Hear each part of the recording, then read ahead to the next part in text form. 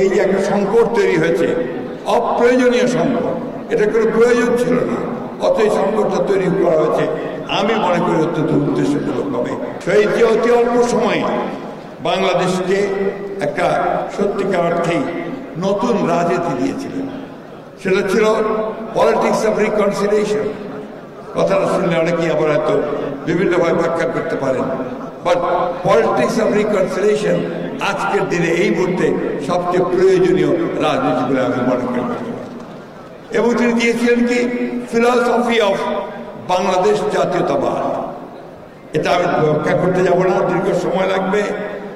Political reforms, এই political রিফর্মসগুলো অর্থাৎ একদলীয় শাসন ব্যবস্থা থেকে বহুদলীয় শাসন ব্যবস্থা, গণতন্ত্রের উত্তরণ, সংবাদপত্রের স্বাধীনতা, জুডিশিয়ারির স্বাধীনতা, সব কিছুকে তিনি অতি অল্প সময়ে নিশ্চিত করেছিলেন।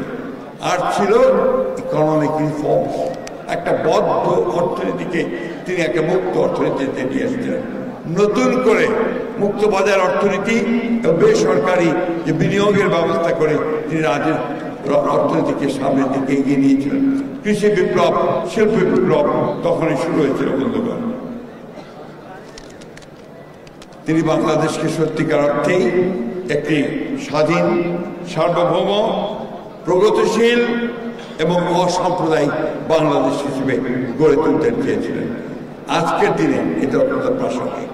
বন্ধুগণ, বক্তব্য বাড়াবো না, শুধু আজকে এখানে জাতীয় নেতৃবৃন্দ আছেন, সকলের আহ্বান জানাতে চাই, এই যে একটা সংকট তৈরি হয়েছে, অপ্রয়োজনীয় সংকট, এটা কোনো প্রয়োজন ছিল না, অত এই সংকটটা তৈরি করা হয়েছে আমি মনে করি অত্যন্ত উদ্দেশ্যমূলকভাবে।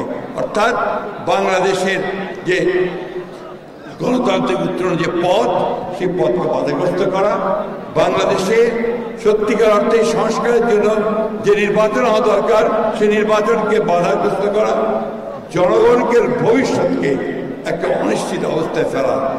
আসুন আজকে আমরা সবাই সেই জায়গা থেকে একমত হয়ে সবাই মিলেই ঐক্যবদ্ধভাবে সেই সমস্ত চক্রান্তকে রুখে দিয়ে বাংলাদেশকে সত্যিকার অর্থেই একটা গণতান্ত্রিক রাষ্ট্রে উত্তরণের পথকে সুগম করি।